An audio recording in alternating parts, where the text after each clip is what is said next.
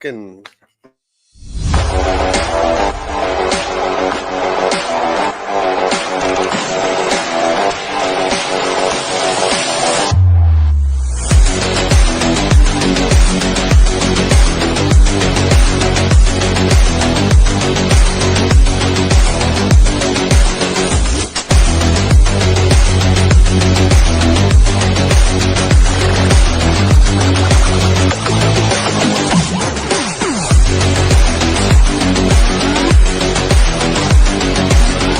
Ladies and gentlemen, welcome to a brand new episode of Full Steam Ahead. I'm your host, Zoe. Got Cantu back in the squad. And I got Stebby on the other side, boys. The weekend's almost here. Yeah. The whole I mean, squad is already. here, too. Yeah, That's- long We away. haven't had a threesome in a while, I know. Hey, yo. Way to start the show, baby. Way to start the show right there. Look at that. We haven't been a minute in. We're about to be there, but yeah, nobody wants to hear that, I think. Episode Yeah, 2. we're supposed to fire yesterday, but I was like, man, I just don't feel right without bringing all three of us to the gang. You know, contributing all three of us. It just makes it a little better time and makes it more chill. Like Chumpy said, "Ayo." Hey, you. Where's the little dad one I got here? No. We can do that pause. Damn, But- I have it on the board. I can't. They gotta label those, bro. It can't be just. I mean, I have to see it on the computer. I can't just like put label. I can't have a label maker and just put labels on it. I want to say. all I'm gonna say is things are gonna get a little dangerous this weekend with that little tournament we got going on for you. Oh yeah, definitely. Here it is. There it is. And dad joke of the night right there from. What the Mr. pickleball tournament or what? Oh, we're talking about. Yeah, pickleball tournament. Somebody's gonna pull a hammy. Oh, we're talking about the owners of the first and second pick of the fantasy draft right here. Oh yeah, I forgot to mention that. Back to back right here, man. Yeah, you got first Oh, y'all pick. first and second, both of y'all. Yeah, first and then Esteban second. I'm second. Can't tell you who I'm gonna go with. I can't say nothing because then Angel's gonna snub me. Hey, Esteban, honestly, like you were second by like less than an inch. I don't know if you saw the wheel. Honestly, but I'm glad I didn't get first. I mean, as it is, everybody's like, oh, it's rigged. But I was like, bro. I'd rather get second, honestly. It's so stressful with getting the first one because I'm trying to make the right pick, and then it's just. I think we're like middle of the lineup is where it's at, in my opinion. At least middle or kind of getting closer to the end. What's your pick? From the 14 that we have? Oh shit, 14 team, yeah. 13. I'm 13 on the draft. This one's gonna be hell, honestly. I think it's gonna be fun. Don't get me wrong, but it's gonna be hell as shit because you really gotta do your homework on this. Honestly, ain't nobody gonna be on the waiver wire, bro. You gonna freaking. We know Angel Randy Bullock is your wide receiver one. We know Angel loves the waiver wire around here. Dude, I ain't gonna lie, me too. I'm a waiver wire demon. I'll be on that.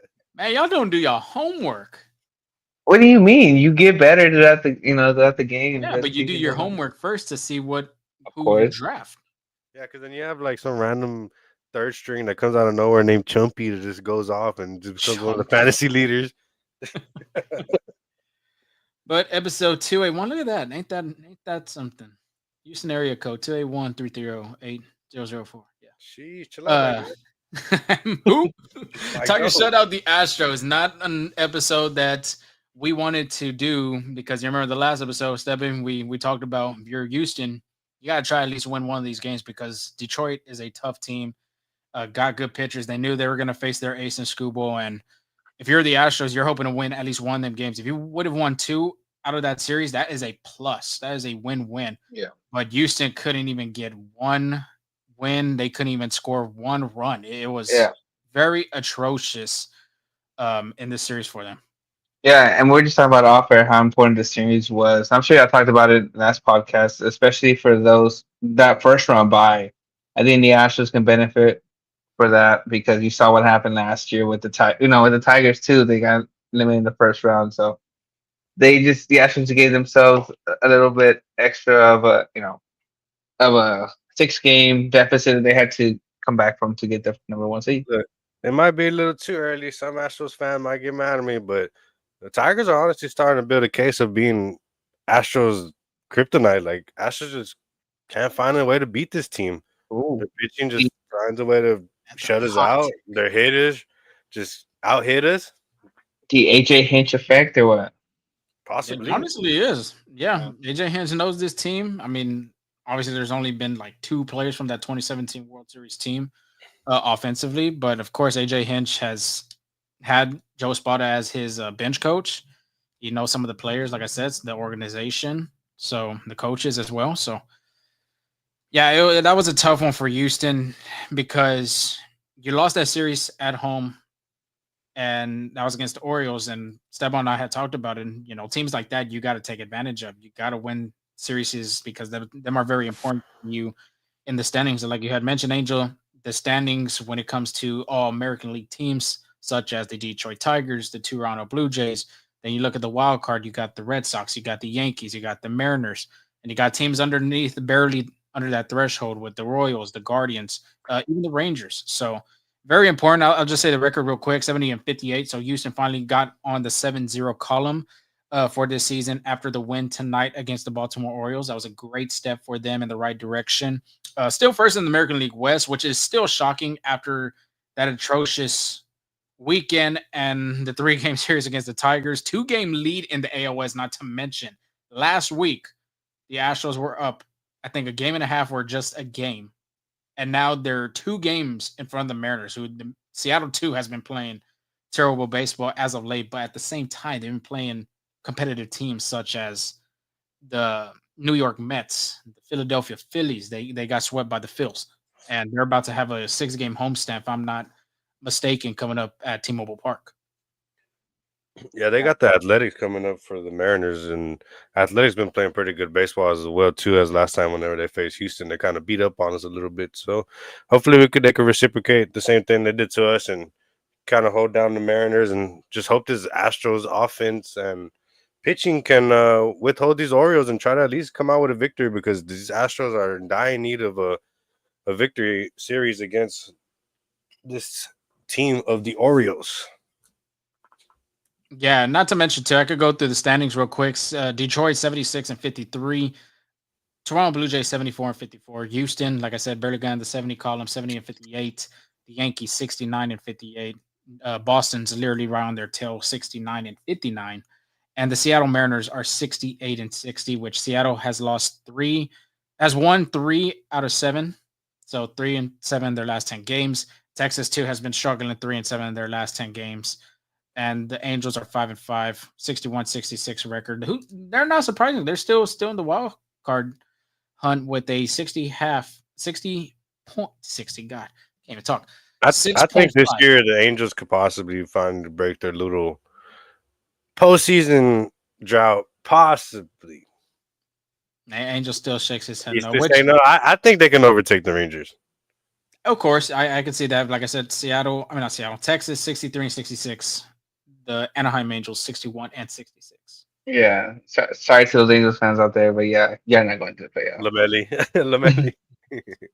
So yeah, Houston 4-6 in their last 10 games. And like I said, I mean, got shut out on Sunday's series finale against the Orioles. They traveled to Detroit, still couldn't score a run against Jack Flaherty, still couldn't score a run against Tariq Skubal, and they had a scoreless streak, 31 straight innings of not scoring a run. 3 in them last 4 games with a goose egg on the board. Boys, I mean, we usually do the recap of each game, but of course, there's not a lot to talk about from that series because of the way that they played. I mean, just bad baseball overall in that series, defensively, base running, offensively, pitching. I mean, I could go on and on, but so where do we want to start in this series? Do we want to start with the pitching aspect, the offensive aspect as well? I mean, I what think would we we like to should start? go on to the offensive end, because this is something that we could kind of brush through really quick, because there was not much there, especially with the Astros striking out 33 times in the 3-game span against the Detroit Tigers. Not much to talk about here for offense. Yeah, those 33 strikeouts. I mean, when you're facing more than schoolball Flaherty, it's bound to happen. But you also got to score some runs, and it's crazy how in this slump the Astros have been shut out. 3 to 4 games, like you said, shut out twice with the Tigers, shut out twice with the Baltimore Orioles, whose pitching has not been great to say the least for the Orioles. So they're in a slump, and usually late in the second half of the series, August, September, you this is like the worst time to get hot.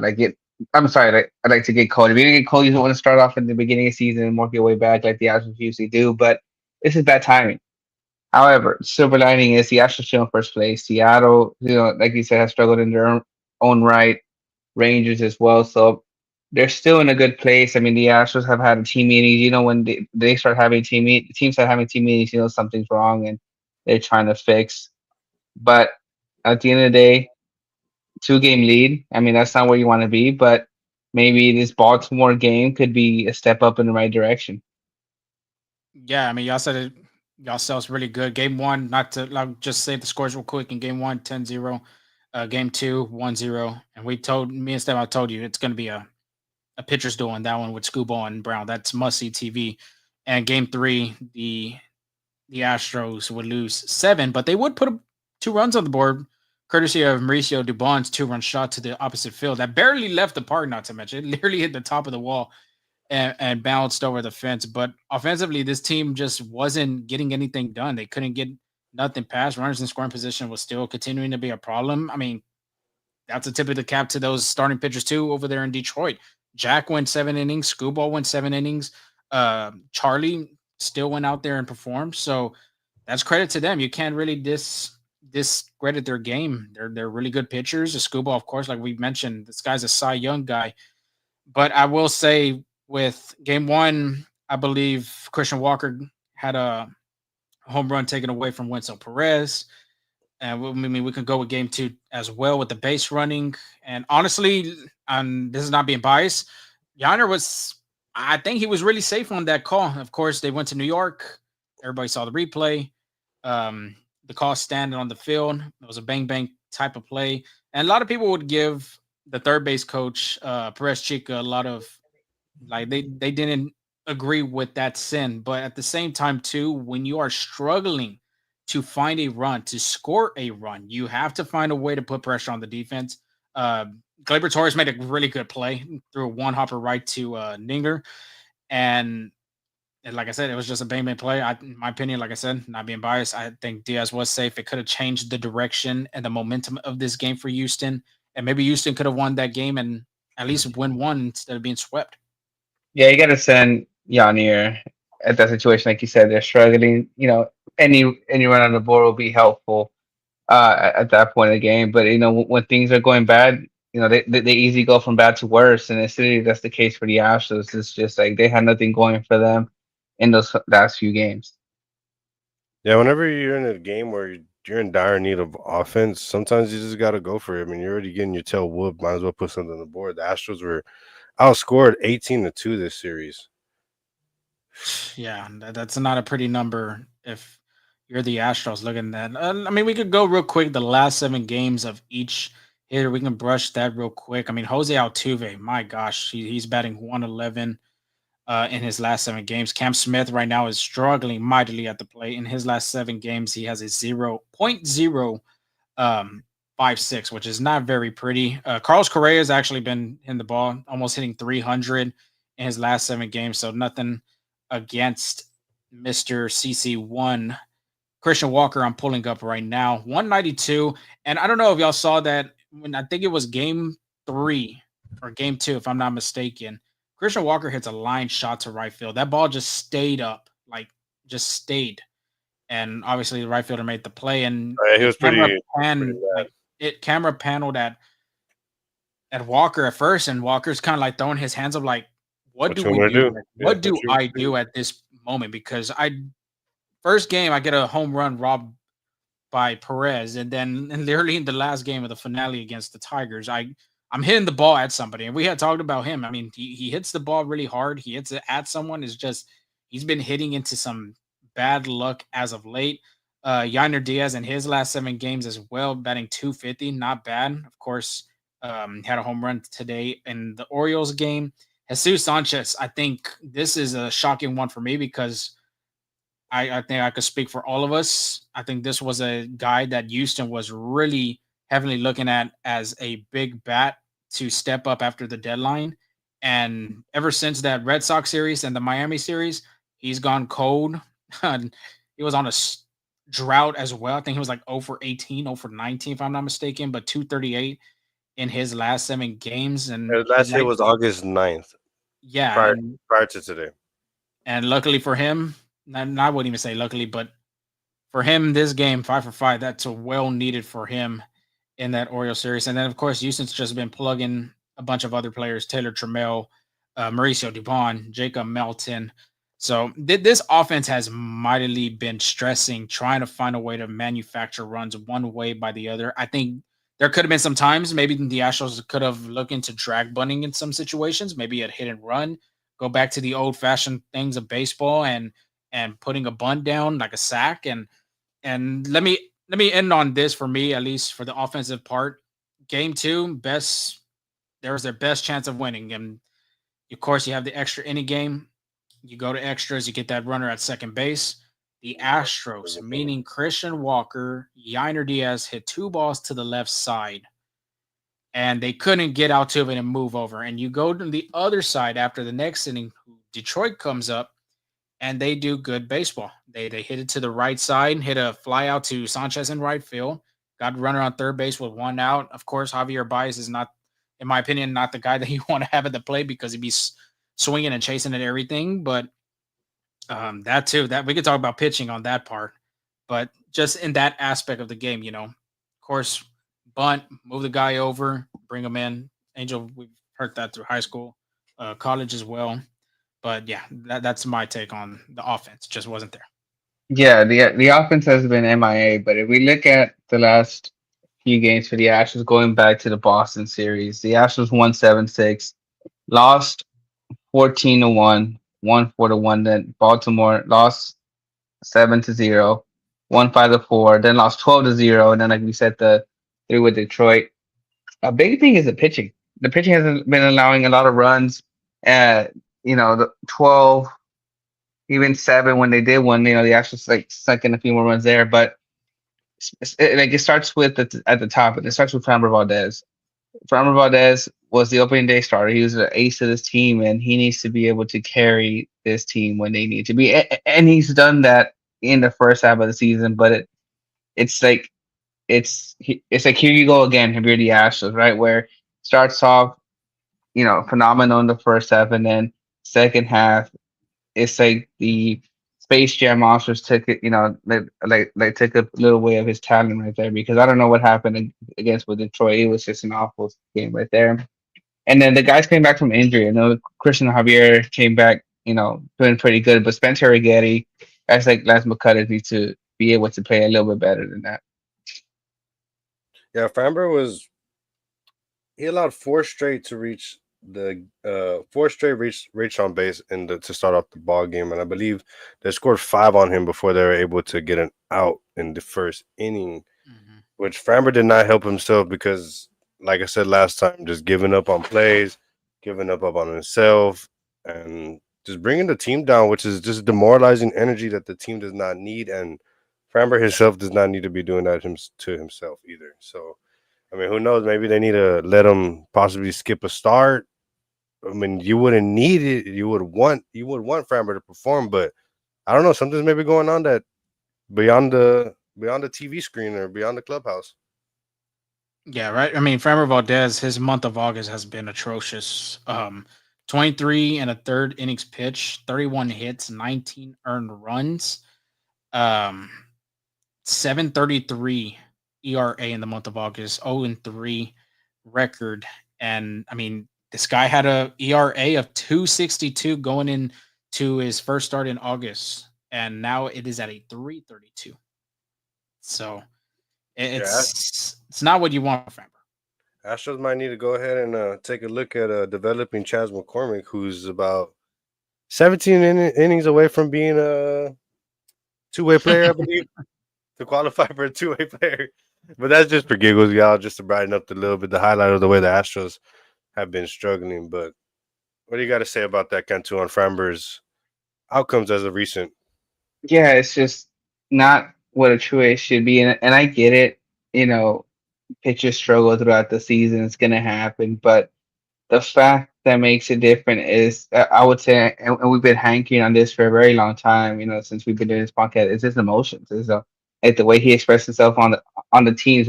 What great pitchers do is, you're pitching out there to major league hitters. You're gonna allow your walks. You're gonna allow your home runs, and you just gotta brush them off, right? Like once you let that get to you, it can be a nightmare of an inning. And that first inning for Framber Valdez against the Detroit Tigers was a prime example of that. Then your emotions get the best of you, and then things just can spiral sideways real quick. And I think like a guy like Terry Scrubble, right? He's one of the best pitchers in the game, but yet he has a 2 point something ERA because he's in and out his runs. But what does he do? He just shakes them off, keeps going, and treats every batter as something new. And I think once Farmer can get out of that, like I would say this, Farmer is an elite pitcher. You know, um, I don't think I'll be shocked if anybody saying that. But to get him to that next level, like to be one of the greats, I think it's just controlling his emotions, honestly. Yeah, I mean, he is a great pitcher, period. This offseason, he's going to get paid. He honestly is. But it doesn't help his character. It doesn't help himself the way he allows his emotions to get to him. And we've always said, like you said, Angel, you hit it on the nail. We always talk about that on this podcast. If we want to go into more splits real quick, I could just say home games he's pitched really well at Daikin, 5-2 with a 185 ERA compared to being on the road 6-5 with a 474 ERA. And then the post All Star break too, 1-3 with a 520 ERA. Opponent batting average against him is not pretty. It's almost 300, 297. So not very good for Framber Valdez on that aspect. But of course, we've talked about it about, oh, okay, well, Carlos Correa comes. Maybe he can get this attitude going. Maybe he can work with Framber working on his emotions, just like everybody recalls from the 2020 ALCS against the Tampa Bay Rays, that one specific play where Correa goes to the mound and starts telling Framber a lock-in kind of thing. I think Astros fans want that to happen with Framber again. But at the same time, too, Different Framber now. this is a different Framber. This is a veteran Framber. Framber's been in the league for quite 5 years now from that postseason start in 2020. Like you cannot have another man in Correa, even though he is the leader of this team, leader of the clubhouse. You can't have him go. I wouldn't say babysit, but that's the word I'm leaning towards on other players to tell them, hey, get your act together. Let's go. Get this out. Like no, I mean the leader, of course, is going to have to lead in different ways, but at the same time, too, how many times can you tell a guy the same and the same and the same thing?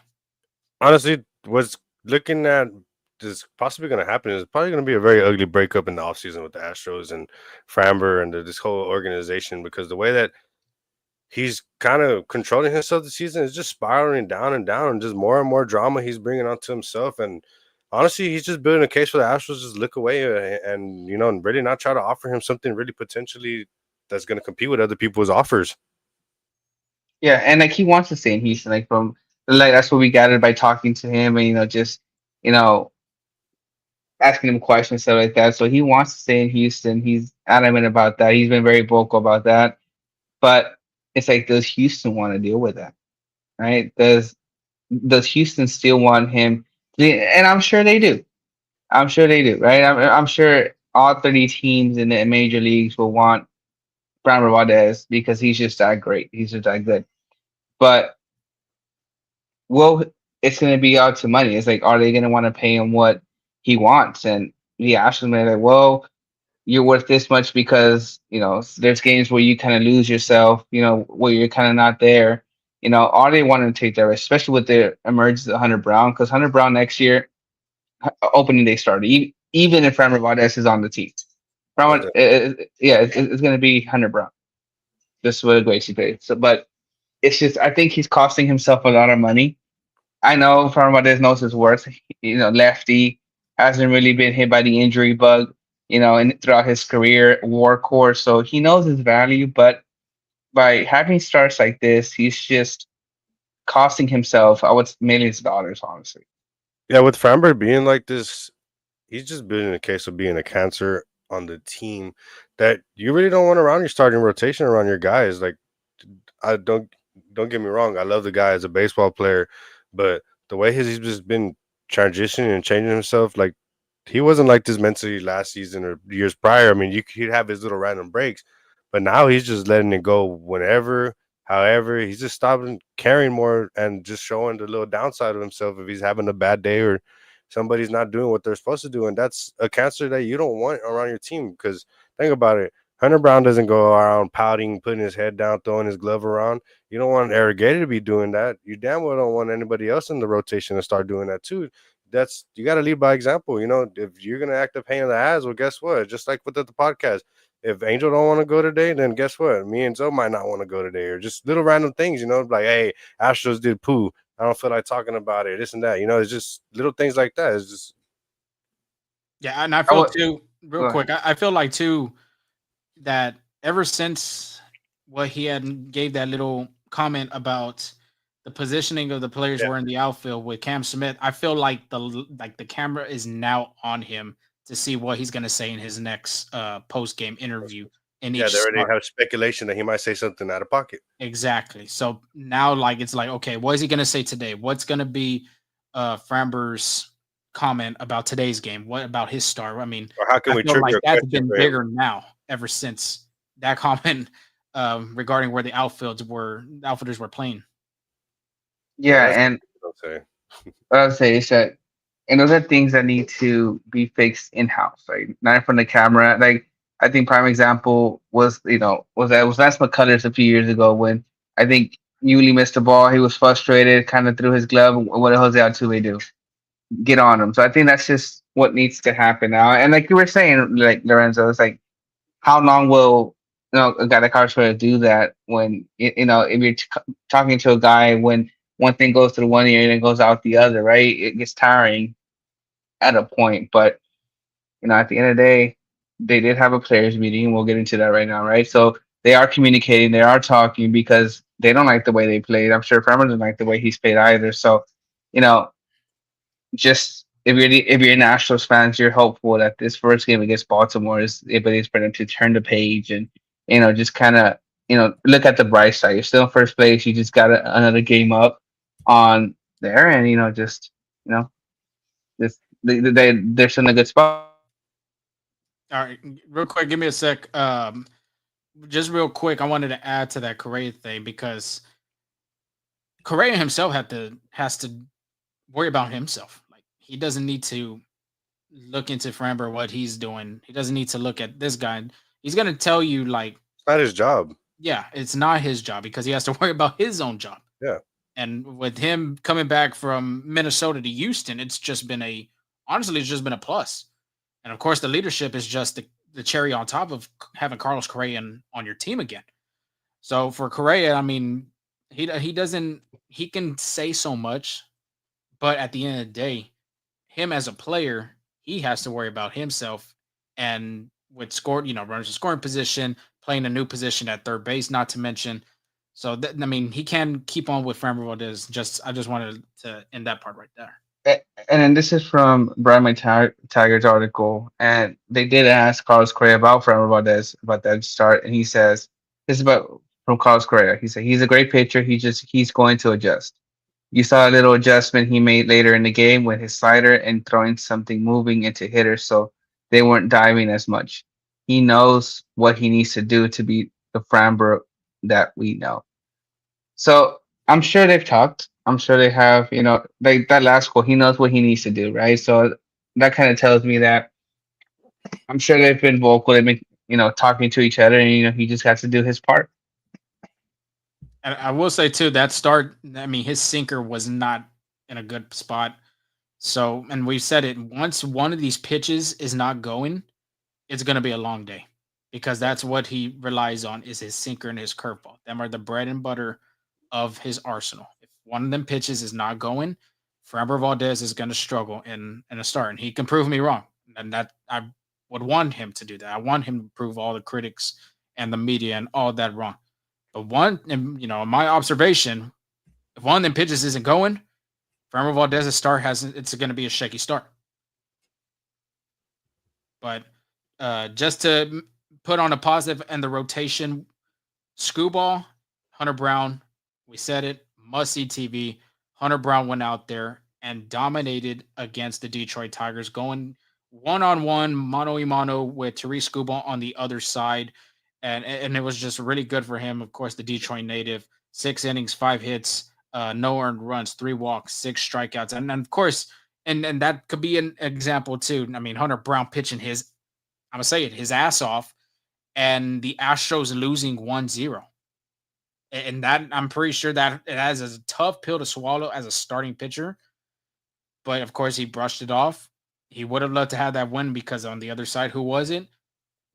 I'm pretty sure he is the favorite in the American League Cy Young, Tariq Skubal, toe to toe. And I think, honestly, I think Brown pitched a better game than Skubal. But of course, Tigers would win in that column in extra innings. And if y'all want to say something about Hunter Brown, by all means, the floor is yours.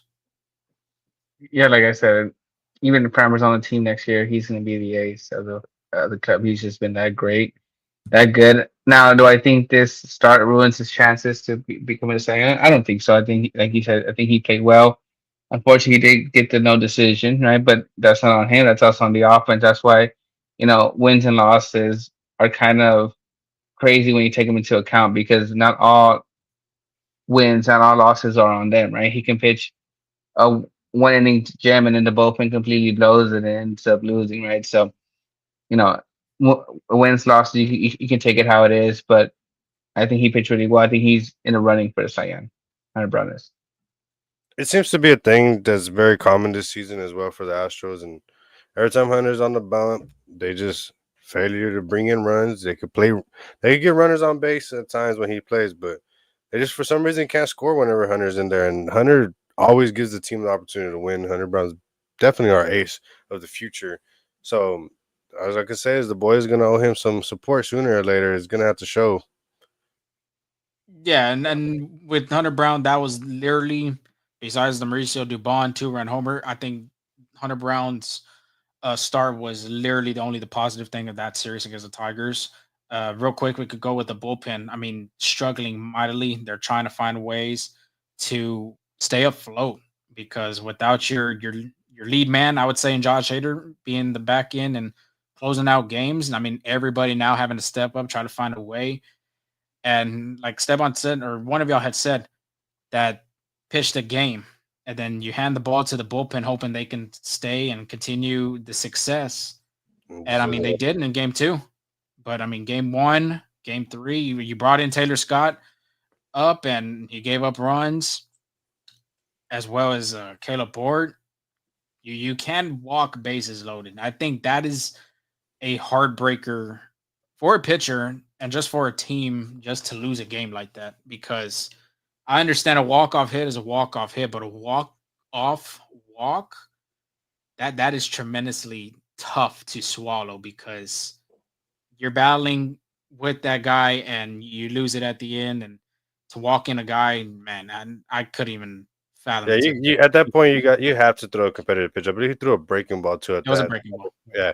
So at that point, like, dude, you just got to rip a fastball. If he's gonna beat you, he's gonna beat you. Either way, with the outcome of bases being loaded, full count, either you're gonna walk him and the run's coming in, or he's gonna smack the crap out of the ball and a run might come in, or potentially he's gonna smack the ball to one of your fielders, and guess what? You're out the inning.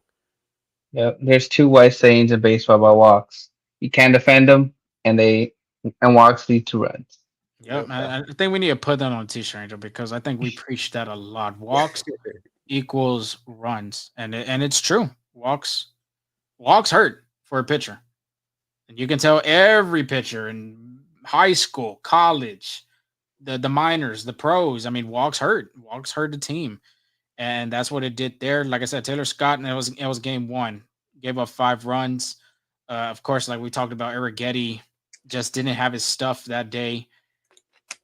I mean, this series against Detroit was very tough for Houston um, to go through. But hey, let's move on though to that quote from Carlos Correa and that players meeting, because, like Angel said, when you have a players meeting, that's kind of serious. And I know in basketball, a lot of former players do not like it.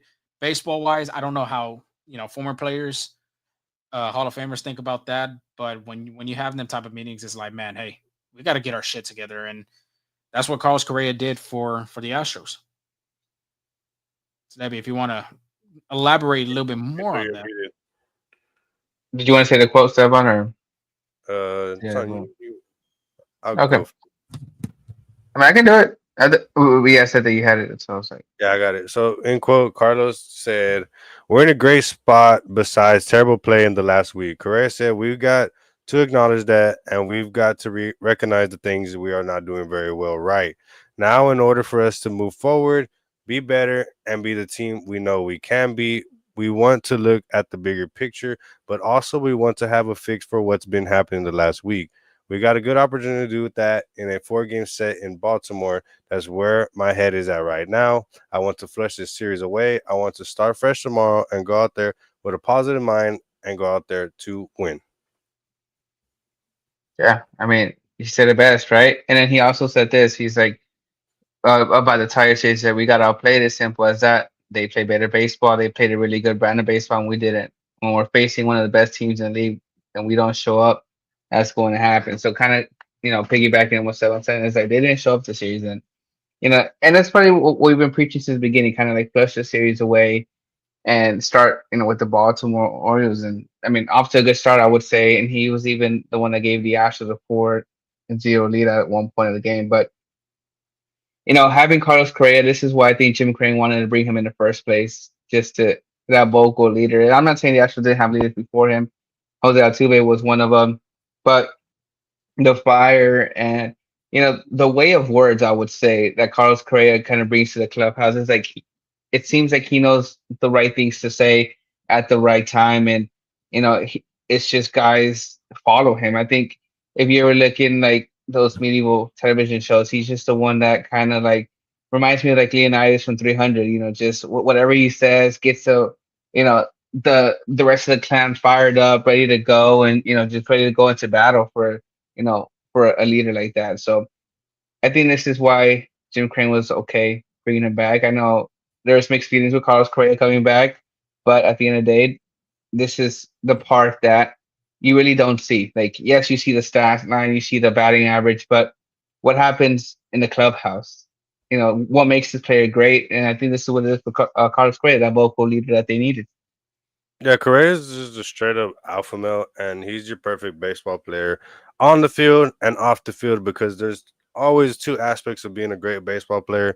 People always think great baseball players are just the ones that are on the field. No, great baseball players go off the field, whether they're doing stuff in the clubhouse, the extra work they put in, being there for people, being a vocal leader, and setting out the platform and the agenda for everybody on the team. I mean, you said it best with Correa. He's very adamant. He's going to be straightforward. He's going to let you know, and he wants his voice heard. And if you don't listen, well, it's going to tell, and you're going to be exposed basically because mostly everybody in this team is going to follow what Correa says. Yeah, and just remember last year who was in that clubhouse. It was Alex Bregman. Yep. And then, Alex Bregman was through them years after Correa had departed. And of course, when Correa was there, Correa was the leader. And of course, Bregman piggybacked after he had left to go to Minnesota. So this is a season where you didn't have Alex Bregman, you didn't have Carlos Correa. Who's the leader? Who's the vocal man? And Christian Walker had mentioned in the beginning of his press conference that he led a clubhouse over there in Arizona, and of course he could be a vocal leader here. And like Angel said, Correa wasn't probably the only leader. You had other guys out there that would probably say something, but with Correa, you just have a different feel. You have a different energy when he walks into the dugout, walks up to the field. You could just Big dog feel like a that. different. You can just have a different feel of a guy I think, walking I in. think you're trying to describe his aura. That's what the kids say now these days. Yeah, The, you the can say his aura, aura. the swagger, I guess you can say too, as us Because he's a dad OGs. too, his little dad swag. Yeah, yeah, I'm the Astros dad. I mean, the swagger too. That's what you need in somebody. And of course, Altuve and Alvarez, them are two different leaders right there. The way that they lead, they're not going to be vocal about what they're going to do and how they should put anything. They just go out there and people feed off of that. That's the same thing with this guy, but Correa, I mean, more vocal. And I loved what he said in that quote, Angel, that you had mentioned, that they played better brand of baseball. And the better brand of baseball, and I had mentioned in the beginning of it, defense, offense, pitching, base running. And that's what the Tigers did. They did all them aspects of the game. They did better job. Houston, they had errors in defense. Of course, you saw Jesus Sanchez overrunning a ball. The base running of aggressive sin from Perez Chica on Yainer Diaz. The offense just was goose eggs on the board and two of them 3 games against Detroit, and then the pitching. I mean, I already talked about Eric Getty, the bullpen, Valdez. So when you go against a team like that, and he said it best, you gotta play good baseball against a team like that, a team that's leading the American League and is one of the best in that in division, the league, and in MLB. You got to go out there and show your best, and they just didn't. Yeah, that was an important series like we talked about earlier. If you missed it, that was a chance to gain some ground in the best, in the AO and get that bye. But obviously, it didn't pan out for the Astros. And then after these words of Correa, these kind, knowledgeful words for the team, the Astros go to Baltimore and finally wake up the bats, guys. Yeah, Yeah, and go I'm ahead. sorry, and it was against a pitcher who was throwing a perfect That game. blanked them, yeah, that blanked them Yeah, as well. at Dyken Park. So adjustments, right? Like we said this before too. This is another thing we should put on a t-shirt. Baseball's a game of adjustments, and you got to be able to adjust to, you know, just as Why not pitchers t-shirt? adjust, What if hitters I get it adjust. like tattooed on my forehead? Do it right there. Just You know get it what? started right here. Oh, that's gonna be the fantasy football punishment right there. Come on. Nah, but yeah, I mean, they adjusted, and they're gonna face a guy, that's coming up in the pitching preview, Dean Kramer, who also had that number 2. So it'd be interesting to see how they adjust to the rest of the series. Yeah, real quick, I wanted to bring up something about the offense. Since August 7th, the Astros rank in average .201, which is last in the MLB. Their K percentage is 26.1, 26 in the MLB. And the runs they have produced is 35, which is 29th in the MLB. So this offense needs to get it going. Today was a good sign, but they need to keep it going because they can't just do this one game and then go on to score maybe 5 for the next 6, 7, 8 games. Yeah, You know what? this is a really good start for I got Houston. one. Go ahead. I got one for you too, Steban. Oh, Prior yeah. to the prior to the Orioles game, the Astros were hitting only a buck 68, and have scored 7 runs in their past 6 games with 5 extra base hits, only 2. So again, yeah, offense has not been pretty. Yeah, it is not. We need a Roy Oswald on the mound, not a crybaby friend or a comment from Jacob Alvarado. But I think you know who that Roy Oswald today was for the Astros and that Orioles series opener, and it was Mr. Alexander the Jason Great. Alexander, George Costanza, Alexander the Great, whatever name you want to give him. Looking like Verlander this year. Sheesh. Yeah, I mean, a lot of applause. Mr. Alexander the Great. I'm Well, he five has and a more third. wins than Verlander this season. Season 2, anyways. Jesus, that's even wild to think about. 5 and a third, 8 hits, 2 earned runs, 1 walk, 3 strikeouts. Did give up that solo shot to Beavers, which was his first career home Yeah, run. that was a That tank shot. Yeah, that was a That moonshot, bro. was Like, whenever I that see was. like they're showing the top of the warehouse, I was like, oh, where's it gonna land I at? thought it was gonna hit the warehouse or like Yeah, me at least too. in the where the gates. Did that swing not remind you of anybody? Griffey? No, I don't know. I was just throwing it I'll around. say Kyle Tucker. Oh yeah, kind of. Oh, Tucker. Yeah, Haven't just heard the way that that follow through and the way like the way he played that one up. I think kind of like similar, lefty little swing plane that they have. Speaking of Kyle Tucker, just to throw this out there, He's not doing good. hairline bent. fracture 2 on the hand. Oh my. Another goodness. one? Mm-hmm. Oh yeah, Oh, he's wow. done. He's done. Well, I think he was in a He was homerless playing it. slump too. Yeah. He was Yeah, well playing they had benched him for a rookie because he was going through difficulties as of recent, and then I mean this is just gonna put the icing on the cake for him. Yeah, Kyle Tucker had a fracture in his hand in June. Okay, y'all also want to hear something really crazy though, since y'all talking about home runs at Camden. Go ahead. Longest home run by distance. The longest home run measured hit at Camden Yard in a regular game was 475 feet by yours one and only truly Carlos Correa in 2019. What? I thought it was Jordan Alvarez. No, Carlos Wow, Correa. look at that. Stats by Stebby, ladies and gentlemen. Stats by Stevie. Hey, but since they backed up that wall, you really have to hit it a long way. And Christian Walker, Yanni Diaz putting one Yeah, they got in the those. longest part of the game. Yeah. Let me see. Yeah. I got the stats on those. I think Walker went 391 and Yiner went 402. Yeah, Christian Walker 2 for 5 game, 2 RBIs. Of course, was that 2-run shot. Yiner Diaz 1 for 5, had that 2-run shot as well. But the big storyline for the offense was Jesus Sanchez. This was a good start for him to get going. Had a double 5 for 5 with an RBI, and this is a guy that you really need to get going, and especially if Jordan Alvarez comes back and you have him that can start hitting the ball, and he doesn't even have to hit for power. Honestly, we talked Bro, about he his bat smokes speed. the balls though. Like That's what we said. He has great bat speed, and this guy doesn't even have to hit home runs.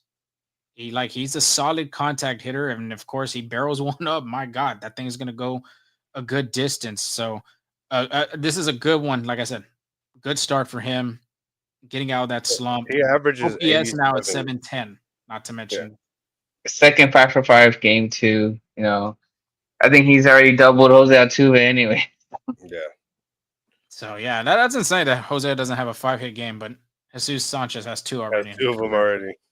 But man, Jesus just has that energy that he just kind of feeds off. Like if he's doing good, he's gonna keep doing good because when he's out there, he's always energetic. He's always smiling. It's happening. So like whenever you Yeah. look good, you feel good, bro. You're gonna play good. So like for a guy like him, I feel like he's gonna go off this 5 hit game and possibly just go on a tear for the rest of the series. But what we'd say Jesus Sanchez is a vibe, as the kids say it too, a vibe. Yeah, he's definitely a vibe. It's just, I mean, I seen Brandon throw a curveball to him that was high, and Jesus just sticks his tongue out, and he like looks up like real high like that, like he licks it, he smiles. I'm like, and then he just goes back to a straightforward face, looking around the pitch. I'm like, bro, like, how do you pitch serious to somebody in the batter box like that? It's like being goofy. That's what I'm saying. The dude's a vibe. He's just having fun playing baseball out there, and I think that's what you got to do is just play loose. And of course, right now, I mean, he looked like he might be playing loose, but the other games, I don't know if there was a little bit of stress, a little bit of anxiety, just trying to barrel a ball for a change, try to get a hit going. But Astros would finish the night with 12 hits um, under the stat line, and of course, the OPS for the Astros right now. I mean, Pena has been on a little slump too, not to mention batting 306. But just look at the OPS from these guys. I mean, it's really good. It's MLB average too, not to mention. Of course, Jerry Payne is above average with 840. Carlos Correa 731. Jose Altuve, I'd say too, is above average 793. Christian Walker just under 700 at 698. Jesus Sanchez 710, even though he hasn't been hitting the ball, but this game right here actually helped his OPS. Yiner Diaz 702. Victor Caratini 723. Mauricio Dubon 692. So it's not bad actually. It's just these guys are just right now hitting in that slump. They're just in that slump in The hardest hit for dog Jesus days of August. tonight, hardest hit for Jesus tonight was 109.3. But then this is funny. For his last two hits, he goes 103.8 followed by 103.7. Two whole different at bats. Okay. Yeah, so far, like we have talked about, just a good start to this series for Houston. They got 3 more games against Baltimore Angels. About to give you the pitching preview here in just a second. Well, What before that, oh, are we gonna say it? before what? Oh, before the pitching preview, Craig Kimbrell's an Astro. Oh yeah, go ahead on, Angel. You want to talk about that? Yeah, I was gonna say it. Oh, first of all, it makes sense. With the loss of Josh Hader, you don't know when you're gonna get him back. But I think he's done for the regular season, maybe the playoffs, because he's gonna not be throwing for 3 weeks. By the time he builds up, he's gonna need another 3 weeks just to ramp up and get ready to go. So might be to the postseason, but per multiple reports, Craig Kimbrell's is going to agree to a deal with the Astros. So I think it just helps that he's not going to be the closer, right? Because you got Brian Brady, but it just helps that middle. More depth. Yeah, more depth in the bullpen. Does middle relief innings like 6, 7, possibly 8 if needed too. So Real quick, Stebby, before you give your thought, real quick, we did go into X and ask everybody's thoughts. We had a lot of mixed comments in the thoughts post. H Town General, who cares at this point? I think a lot of people do care because of the bullpen. But yeah, all at AW Clay 91 had a South Park gif says dumb. CJ Aggie 17 uninspiring, but we need the help. gig him. Yeah, John Lewis, a great signing, and this fan base is weird. Yeah, I mean, the Astro fan base is kind of crazy. Dustin James, who is being DFA'd, and we do not know the corresponding move at this moment. Kevin Bass mustache. He's not likely to be worse than what we've been trotting out there, and he still has decent stuff, worth the risk. Like I said, a bunch of other comments. Excited. We've reached panic mode. Even an emoji that's hitting his face across the forehead. If you're in the comments, I mean, if you're on the live episode, throw your comments on there. We'll put it out there for Yeah. everybody to see. But WK Rodriguez said not enough. Astronaut said we reached panic mode. Yeah. yeah, Stebby, I mean, So, give us your thoughts. so this season he hasn't done anything. Obviously, he only played like one game, I believe, and he only had like his 0 ERA. But Kimbrough is a 16-year veteran with a 22.4 WAR with a 56 and 47 win loss record and a .54 for win loss with a 2.59 ERA. So the veteran is there. We just got to know if he could still got it in the tank because 16 years is 16 years of work. So, you know what I mean? Don't be fooled. You seen Charlie Morton what he did to the Astros as well. Somebody that's little aged in the history too as well with baseball. So just because the guy's old and he's been around, I mean, he has been with us before. So it's not his first rodeo with the Astros. Yeah, Yeah. just to Go add ahead. on real quick, Angel. I mean, I agree with you. This guy is not going to be your closer, but this guy is going to help this bullpen mightily because the Astros just can't continue handling the ball to Caleb Ward. They can't keep on giving it to Or Dubin. Dubin, De Los Santos. I mean, those them three guys. I mean, do you really feel Brandon confident? Weems, who got sent down. Yeah, actually he did get sent down from a corresponding move as well. But Craig Kimbrell, a veteran, and what is shocking, he only pitched one game, like you had said, Stevie. I mean that game he didn't even pitch bad. He put an inning, gave up one hit, um, No runs. no runs, one walk, one Well, strikeout. And yeah. Yeah, I mean, it was was a clean very inning, I guess. yeah, that was very odd. But he did pitch in Baltimore, 7.5 record, 533. But after that, been really consistent. Like Steban said, I mean, yeah, you can't get fooled by the age. Just look at Charlie Morton. But Philly, he had a 3.26 ERA. With the Dodgers in 22, 3.75. Yeah, and I mean, then, of course, it's like mid to high ERA. But right now, what the Astros need is a guy that can eat some innings and to help out this bullpen because, two, this bullpen could be getting a little bit more fatigue um, by game, especially if the starters, like in that Detroit series, couldn't get really past 5 innings. Yeah, And and as of right now, he's only throwing fastball, knuckle curve, and a slider. he's had 20 plus saves since 2021. Obviously, uh, in his prime years, Graham Crumble led the league in saves numerous times, right? But in this 30-year, he's 37 years old and he's coming off a 23 saves even just a year ago. So I think you know it helps. It helps with the depth of this bullpen. And this is not just to say like he's going to save the bullpen, but from being consistent, if you take away 24, I mean, he hadn't had another 5 ERA since you really can't even count COVID season. COVID, he had a 5.28, but in 2019, he had a 6.53. So he's been pitching, not bad. And like Lucio had mentioned, I mean, it's a desperate move. And honestly, it is. It's a desperate move for the Astros because you can't keep pitching, your lefties out there.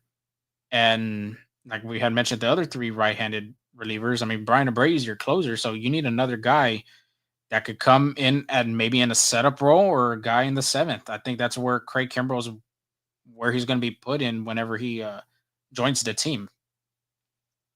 Yeah, he does have what I think 500, 440 saves in his pocket. So I mean, a guy who's veteran, not afraid of the moment, knows how to pitch, stay in World games, Series and champion too. yeah. So this is a guy that's done it all, and just if he's not going to be pitching, what does he provide? That leadership that we always talk about when you bring in, like a guy like Carlos Correa too. You can talk to the young guys, We saw it help them last year out, with get them Jason right. Hayward too. Yeah, so this is, I mean, it's a good addition. I think, I wouldn't call it a desperate move. I just think they need the help. This is a guy that was available and, comes with such a huge resume. So I think I it's mean, a it's low risk, high reward type of thing. But in my opinion, it's going to be having Jordan Williams out there. It's going to be having Sean Dewey out there. So it may seem like a desperate move, but desperate time calls for desperate measures. And also, whenever there's not much available out there, I mean, you got to make something shake. You can't just try nothing because then you try nothing. What are you going to do? Wait for more injuries to come? yeah, Yeah, I'll say another move whenever we get to our injury updates that could potentially benefit the Astros later on. But do Angel, you, I think you want.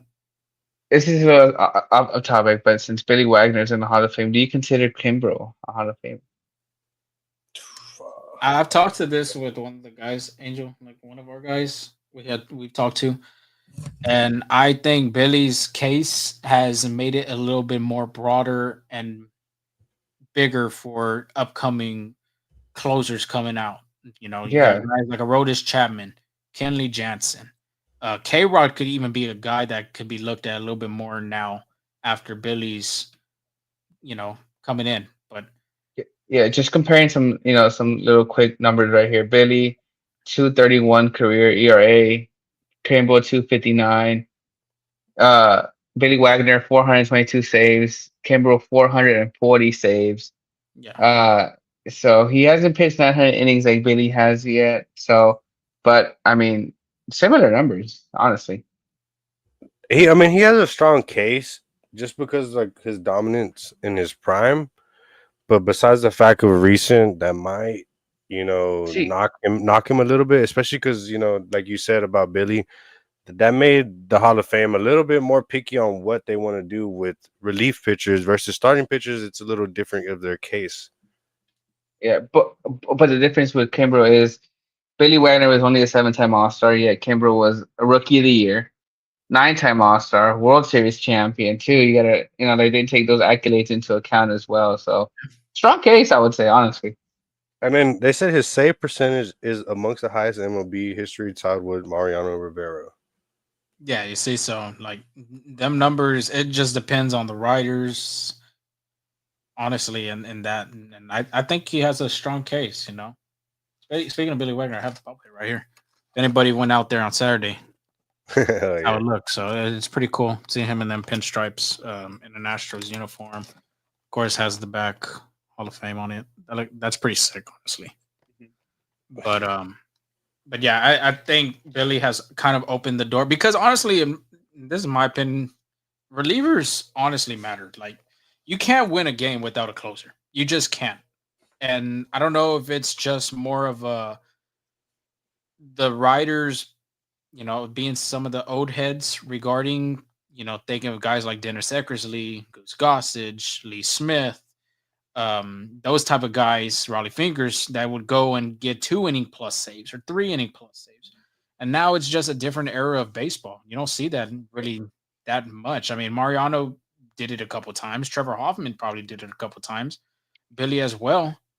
But now you're seeing closers used in 1 innings. You're not going to see 2 innings unless managers really trust their guys and hey, you want the ball? Yeah, all right, we'll go out there and give us an Unless extra you're inning. Hader. Unless your name is Josh Hader too. Yeah, and that's what I'm saying. Josh Hader, that he's had only, I think, if I'm not mistaken, 4 or 5 games as that he's pitched 2 innings. So it's just a different generation of baseball now compared to that how it was back then. But yeah, very good competition. I feel like we can spend a whole episode on this conversation too, Yeah, honestly. we can go real quick with the comments, Lucio. There's a reason he wasn't on the team this late in the year. And I'd be surprised if he has any positive impact on the staff. He's got 1 inning this year, and he had a negative 1.1 WAR in 57 games last year. They better hope Hader can come back soon. Well, break the news to you, Lucio. Hader will not be returning this regular season. And it's a strong possibility that he will not return. There is maybe a possibility that he could be in the postseason if the Astros make it. But like Esteban said, I think, this was kind of desperate measures for the Astros. They need some guys that can eat some innings, and having a veteran like him can maybe potentially help this bullpen. Yeah, but if it doesn't work out, well, you got guys like JP Francis Garcia who can fill in some bullpen roles. Colton Gordon too, showing that they can pitch this year. So you got some reinforcements. I think obviously Colton Gordon was a starter, so you can just move to to the bullpen. Sometimes guys just don't work like that. They need some time. So Yeah, it'll be interesting to see. But are we ready for this pitching preview? The rest of I think all so. right, Yeah, I all think so right. too. So Our it's marker a right now. it's a 4 game set between the Orioles. Obviously, the Astros took uh the first game 7-2. But Friday, Lance McCullers is back from the injury list. He'll be going against Cade Povich. McCullers 2-4 with 6.90 ERA. Hasn't pitched since July 19th. His last game was against Seattle, which again wasn't pretty. Two in the 2/3 innings pitched, 5 hits, 4 runs, 3 walks, 1 strikeout. He was out with a blister, but a lot of people have been saying like it's just a blister. But with a guy like McCullers who relies on such movement, you know, curve, especially those knuckle curves, like they literally put their fingers on the seam, which can cause those blisters as well. But much needed rest, I would say, via McCullers, just to get him back on track. Kate Povich is 2-6 with a 4.98 ERA. He did pitch against Houston last time when the Orioles were in Houston. He did go 5 innings, 5 hits, 3 runs, 3 walks, 10 strikeouts. His 10 strikeouts versus Houston's were a career high. All right, so they're going to be seeing a high. They actually going to be seeing a high dosage of fastballs, curveballs, changes, sweepers, and sinkers by Povich. Yeah, I wanted to add just Dana Brown's quote from Sports Talk 790. I think it was on Salisbury show or Matt Thomas. And the quote is just funny to me. It says, "This is a quote. It says all blisters are not created equal." And Lance McCullers has been out with this blister since July. So that's a month. That's a mean ass blister. Yeah, that's what I'm saying. My God, like I couldn't imagine how that blister looked if it was I missing mean, a there's month of no pictures speculated baseball. on the internet, so I mean, this blister could have been like a mental blister, maybe. Yeah, but I mean, it's good though for Houston to have him back on the mound, even though there was some starts that was very tough for him. Maybe he was pitching through that blister, but Yeah. the Astros really need starting pitching at this moment, and they're getting a guy like McCullers back in this rotation. And for McCullers, they had him pitch against the Orioles. The Orioles haven't faced him this year. Maybe that can be an advantage for them, and it's an advantage for Houston. They saw Povich the first time. Now let's see if he made an adjustment, like you had mentioned, Angel, with baseball being the game of adjustments. Let's see. Yeah. Yeah, if the command's there for Lance, then this should be a good outing for him. If it's not there, it's gonna be hell for him because his lineup sure does know how to lick pitches and draw walks as well. So it could go either north or it could go south really fast for him. Yeah, absolutely. And then again, this would be an interesting matchup to watch just because of the struggles we talked about earlier from this pitching rotation. They're gonna need a guy like Lance to step up, and this is like another one to show that. But like a guy like Lance with all that movement, again, like I said, relies on that seam to get that spin on the ball. So I'll be interested to see how his finger is. But Saturday, you have another 6:05 game, if I'm not mistaken. Christian Javier versus Dean Kramer. Javier has a 1-1 record of 3.38 ERA. He did pitch against Baltimore, however, left because of illness. He only threw 3 innings, only 3 hits, 1 earned run, 2 strikeouts. Did get the loss, but Velo was down on all his pitching during that outing, so Christian Javier wasn't feeling it. I guess it was something minor because he really didn't miss a spot in his rotation. He is back facing the Baltimore Orioles again. And we're going against, like I said, Dean Creamer, someone drinking that sweet peach. Uh, Creamer has a 99 record with 3.97 ERA and showed out against the Astros at Dyken Park. 7 pitched, 3 hits, no earned runs, 1 walk, 7 strikeouts. So he's had the numbers of the Mariners and the Astros in his consecutive starts. So might be the AL West killer right there. Yeah, Stevie, I don't know if you want to go on this one. Just for me, I mean, Javier Velo was down. That is always a concern, but you would have to pay mildly attention to see how his Velo is going to be in this start. Yeah, it'd be one eye for sure. Go ahead, Seba. Yeah, the veto is down. Then I mean, if he's able to still start this game, then you should be all right. Maybe he just wasn't trying to overwork himself, overkill himself in his outing, and this one should be a pretty good outing for Javi. You could just hope maybe he could get at least 5 innings of work, which the Astros are in dire need of. some pitching depth to eat up some innings. And Dean Kramer is just somebody that a lot of people overlook. Still has a lot of talent and knows how to, go out there and kind of dominate against some pretty good lineups. So Astros, be ready because this one might not be an easy one.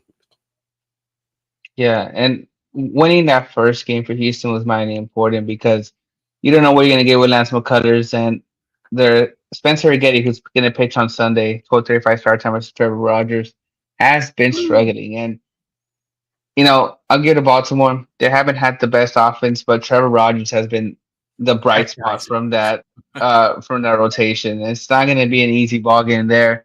So they're going to need Spencer Getty to be on his A game. Getty is 1-4 with a 6.94 ERA versus Detroit. 5 innings pitched, 7 hits, 5 earned runs, 4 walks, 5 strikeouts.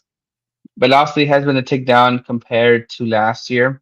However, command is the biggest issue for Spencer Getty. Like, we know he has the talent. I think many people know he has the talent. Many scouts in baseball knows he has the talent. It's just a command. Can he locate like his pitches? Can he make them, deceiving enough? Can he, you know, get strikes in the strike zone too? Because at the end of the day, that's where you get most of your strikes in the strike zone, right? So, but got to pick those corners a little bit. So that's been the biggest factor for Getty. Once he's able to get that command, he can be a highly effective pitcher. And speaking of highly effective pitchers, be Trevor Rogers. He is 6-2 with a 1.41 ERA. So he's been amazing. And with against Boston, And it's been under the he- radar too. Nobody's really been talking about him, but he's Nope. been doing really well. Mm-hmm. yeah, against Boston again, who has a good team. 7 innings pitched, 4 hits, 1 earned run, 1 walk, 7 strikeouts, 8 consecutive quality starts. He attacks hitters with a 14 fastball, changeup, sinker, slider, and sweeper. And honestly, the most hitted pitch that he has is a sinker. Opponent batting average is 245. Everything else is under a buck 79 in the rest of his arsenal there. So again, crazy good. It's going to be important for honestly all three of those pitchers to pitch really good outings. Man, you 8 quality starts from Rogers. You're looking at 6.2 innings pitched, 6.2 innings pitched, 6 innings pitched, 7 innings pitched, 8 innings pitched, 6 innings pitched, 7 followed by another 7. So Yeah. the Astros most definitely need to take care of trying to win at least three of the rest of the series. Yes, that Because one just picked him up in his fantasy league right now. That's what we're talking nah, about. nah, you know who has him? Patch Brady, whatever Brady Sanchez, he has him, and man, he don't want to let him go. He's one of those players that he'll just gatekeep players and hold him forever. Oh my God, Angel, that was freaking hilarious. But yeah, Trevor Rogers. If I'm not mistaken, I think that trade was a 1-for-1 with Miami with Kyle Stowers, and look, it Yeah. really benefited both teams. Stowers having an All-Star season, and Trevor doing Trevor things. But like I agree with Esteban, they Astros started the series opener really good. You got to find a way to win these next two games because with Rogers, it's kind of a toss-up. It's either he throws a quality start and you get only 2 runs, and maybe on the other side with Eric Getty, his command could be shaky again, and that can be an L, or it can go the opposite way for Houston, go their way, and possibly try to get a sweep. So, like we said, Steban, with that series recap with Baltimore, you have to take care of business.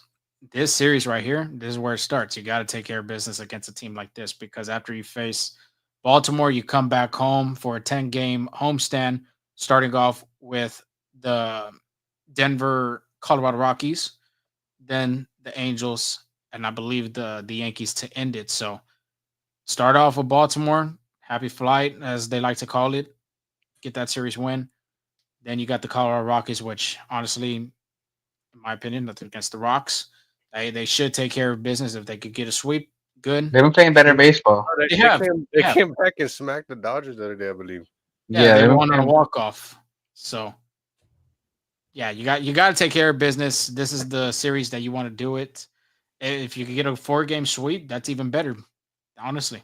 So the Rockies. No, but I mean, I understand what you're saying. They do got to take a business, but the Rockies 7-3 in their last 10 games. So again, ooh, they've been playing no, hot baseball. Oh yeah, yeah, they're I'm getting saying. hot. Can't They're sleep heating on up. them. That's why I said you can't sleep on the rocks, even though you hear the name And and you're like, best believe, like all these teams that are like shitty teams, with second half coming around and you're playing a bunch of meaningful baseball, for them and I might be meaningful, but meaningful wise is they could bang up on teams that are trying to win divisions yeah, or trying to exactly. clinch spots. So I mean, they might not have nothing to play for themselves as a team, but they have something to play for as in beating up on, potential World Series teams, potential playoff teams. Yeah, like who took care of business against Rockies? The Toronto Blue Jays, and they outscored them like I kid you not, Oh, it like was like 40 40 something. something, right? Yeah. Yeah. So that's the team that the Astros are chasing for that second spot. So again, they gotta, you know, do what they gotta do to get that W series. Yeah, that's why I said it starts in that series against Baltimore. That they got to take care of business against them. They got to try to get some ground away from the Mariners in that Yeah. division. 2 games, And that the means nothing, honestly. and the Blue Jays and the Astros will play at Toronto in September. Ooh. So, 3 games set out there. So, watch out. That's huge. Yeah. But I think that's it for me. You got some injuries coming up, so all right. Yeah, let's Got move some on. injuries coming Yeah, up. it's time to All move on right. to the injury update. I don't got injuries coming up. Don't be wishing another on none of I us. know for real. Well, especially with pickleball going on this Saturday. Don't you bring that crap up? Because shoot, Man, we might have That a boy different Andrew's gonna injury go update tackle on a leg. Sunday. myself and they put a hammy in the first game. What? Nah, Angel's gonna Man, go you after gotta the be leg. careful. You got people like Ann out here trying to freaking send people on the IO and tear kneecaps. Oh wait, I missed that. I had left. What happened and what? Well, he thought he was Usain Bolt, and he's like all confident off a couple of fluids, and he was like trying to race everybody, trying to Just didn't impress. go his way. He's trying to impress in front of a female and pushes the boy out the way in front of Spart line. Just crazy, crazy work. And it's funny because I was lined up right next to him, and I feel his arms go like this, like kind of pushing out, like he's trying to get a grab for somebody. So I slapped his arm, like I scooted over. I was like, "Nah, let me get the hell away from this guy." And sure enough, he was on straight BS. And he didn't even win the race. Oh man. He didn't. But anyways, Houston Astros injury update. Jordan, the big man, goes 3 for 3 today in Corpus. He is getting his timing right now, so he'll soon be able to rejoin the big league roster. Outfield trader Trammell has been placed on the 10-day IL with a cervical muscle strain, who had really two really tough plays, going crazy all out, full speed, and, throws his body on the line, lands on his back. Didn't look like the best type of fall you could have. And then tries to run for a ball in center field and meets the beautiful green wall there. So, sad little turn of events for Trammell. Hopefully he could bounce back from that, but going to take some little rest and possibly, He's in the concussion protocol too, Teddy Tremendous. And then another guy we wanted to bring up too was JP France has been reinstated for the 60-day IL and option to Triple A Sugarland. A very good sign as well to kind of, possibly give you bullpen depth. If not, coming for one of those guys that you might want to skip a start for or whatnot. Yeah, I agree on that. I think Houston could potentially be looking for him to maybe get some reps in the bullpen because that's where Houston is desperately and I say desperately because I think they need some bullpen help and putting France, who's been familiar pitching the bullpen with Sugarland. Of course, he has to start some games as well under his belt in Sugarland and in Houston, but helping him get in the bullpen, get that mentality because it's different from a starting role to a reliever role. They prepared 2 different ways in their preparation, so I think it's good for that for France. And for Houston to potentially maybe look at that. Maybe they don't even go into that round. They still put him as a starter. But in my opinion, I think it'd be best just to ramp up some Shoot, innings. and then who knows? Maybe that call could go on, but depending on how Lance McCullers Jr. does, And and even Getty too, you can throw in there. between how Eric Getty and Lance does, I mean, they might swap their roles, and maybe you might see JP come in for one of these guys, and one of these guys go to the pen. I mean, there's just no telling what the Astros plan on doing in the near future. It's just you got to let it roll out, and hopefully the injuries can stay away and see what happens here. Yeah, Javier's Velo is another one as well. Yeah, watch out for that. Usually when I hear velo drops, you already know what that means. That means, Even though he had Tommy John, you can still get Tommy John again. Yep. Real quick. Verlander got twice, huh? Yeah. Since we're talking about Tommy John and just elbow issues, another key Walter, right? player, Brandon Walter, left elbow inflammation, has a reoccurrence of that inflammation back on that elbow, and it's been shut down from throwing. So possibility he's probably off for the season. Yeah, that's bad not bad, but that hurts Houston because he was a big part of the success of that rotation during that middle part of the season. It hurts his career too. I mean, he was doing such a job, after being ruled out, and it sucks. Timing's not the best right there on that injury. Yeah, can I ask one more thing before we get ready to wrap up? Yordan Alvarez, 5 for 8 in them 2 games. I mean, he's been hitting the ball really well. Of course, tomorrow's game, it's going to be his first back-to-back in a while. The first game he played, and then he had the day off yesterday on Wednesday, August 20th. Where do you see, if Yordan hits well in this next game on Friday for the Corpus Christi Hooks, do you possibly see Houston potentially sending a plane to Corpus and sending it to Baltimore, Maryland, to possibly have Alvarez in the 2 games in Saturday and Sunday's contest? No, I wouldn't. I just wait. You already like to wait for the homestand then. Yeah, just wait for the homestand. Let him get as much bats he can, and then let him get some rest too as the Astros come back in town. Let him be freshly rested and be ready to play in front of the homestand instead of rushing his way out there to Baltimore to try to get back with the team. It does matter, but the team I think can make it just a couple more days without him as well. But like you said, 5 for 8, responsible for 2 runs, 3 doubles, RBI, a walk, and hear me out, a stolen base. Yeah, the first game. So the legs are warm. The legs are never got cold, I guess. I don't think really Astros. I don't think you want Yordan stealing bases. I think a lot of people are probably shocked. You want a twisted ankle, a freaking pulled hamstring, trying to freaking go for a triple double. Yeah, I think a lot of people were probably shocked on that one. I'm not gonna lie to you. I was even shocked. I didn't think Yordan was gonna steal the base. Yeah, no, that's crazy. But for your Houston Astros, they're on a great start, like we had mentioned and kept preaching throughout this episode. Series opener, they took away from the Orioles 7-2. They got 3 more games remaining against the O's in Camden Yards at Oriole Park, and you will just have to see what the Astros continue to do. If you're an Astros fan, you're hoping for a series sweep, but at the end of the day, you would like a series win and not to have end up in a split. But that is the time for our show. Episode 281 is in the books. We didn't even get to talk about where you can find us, where you can see us, where you can hear us. We didn't even say that. We usually do it. Angel, it's been a while since you've been on here. I told Steban to take a gander in it. He didn't want to. But Steban, what's up? I know. I didn't hear you doing the ad confirmation. All right. Just thank you for listening. And if you want to listen to any other episodes that we do, you can find us wherever you get your podcasts, like Spotify and Apple Podcasts. If you always want the best Astros content, you can find us at X, TikTok, YouTube, Apple See Ahead, Instagram is at FSA Full See Ahead. But yeah, appreciate we had a really great crowd today. Like being the 3 of us back, it was a really great. I feel like it makes the episode a whole ton better just because the vibes are immaculate. But yeah, there as well. Yeah, absolutely. Like Steban's, young slang, I guess you can say. Young slang. You a youngin' then still. You've heard that word too? Then kids are saying YNs. Yeah.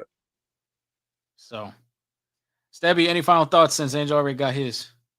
Nah, man, this is a really good episode. I really enjoyed it, especially with a couple new faces in here. That boy Jeff, that boy Lucio coming, and the regulars, coming out rocking with us, man. I really appreciate it. It's a blessing to be able to have another day on this earth and talk Astros baseball and interact with fans. Yeah, Kevin was on here. Kev's always here. That man always checks in. He knows he won't miss. Was here. Anthony Mars was here. Jacob Alvarado was also here.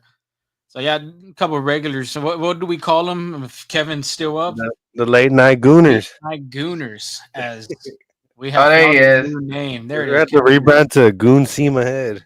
Goon scene Oh no, ahead. full goon ahead. Full goon ahead. We might have to start getting some shirts on that. Honestly, it's a good little punchline. Not gonna lie to you, but yeah, Hopefully boys. you're gonna hear from us again though. We got a series sweep or some really good news from the Astros. Yes, we do. But yeah, I meant to put that Billy Wagner video out. I will definitely get that out. Of course, it's been just a busy week for me. So bear with me on that. Of course, You if you got were on, the new dad is adjusting, so yes, we're still here. Okay. We're still here. I got thrown up on earlier, but hey, we're still here. We still made it. But yeah, we put it on TikTok as well. The Players Weekend bats. If nobody got to see how they look, that the bats look pretty sick. Of course, they weren't really used throughout that weekend. Little rim, little dad joke right there. But but yeah, that was on TikTok. Of course, we'll put it on the reels. But of course, that Billy Wagner video, I think a lot of people would like to hear how his thoughts of the Hall of Fame was, something memorable that he had caught over there. So yeah, definitely we'll get that out sooner than later. But that's all the time. That is all. The weekend is here. If you are over 21, drink responsibly. Cheers to each and every one of y'all. We'll give you that recap of the Orioles series. We'll have that Monday more than likely, or maybe Tuesday or Sunday. Probably going to be Monday. I'm going to be honest with y'all. Probably Monday. Sunday is not going to Yeah. work. Yeah. Is it? It's his birthday weekend. From Saturday night, and I mean the way that we showed out last Saturday. Last time, yeah. We didn't even leave. Just want to say it could have been Sunday morning mass by the time we left Zoe's. Pretty much, yeah. So yeah, more than likely. Because I was gonna be going through the pickleball net, and then he's still recovering from that, so probably Monday. Yeah, but same birthday Hey, you know what wishes we to should do? Everybody grab a pickleball and have Zoe run left and right in front of us, and everybody just start launching them at him. Man, I got them reflexes. You do not want that. You do not want that. Yeah, but send those birthday wishes to Lorenzo. Be turning what 30 this year. Hell nah, man. That's too much. That's too much. Bro. That's too much. Big 2-7, yeah.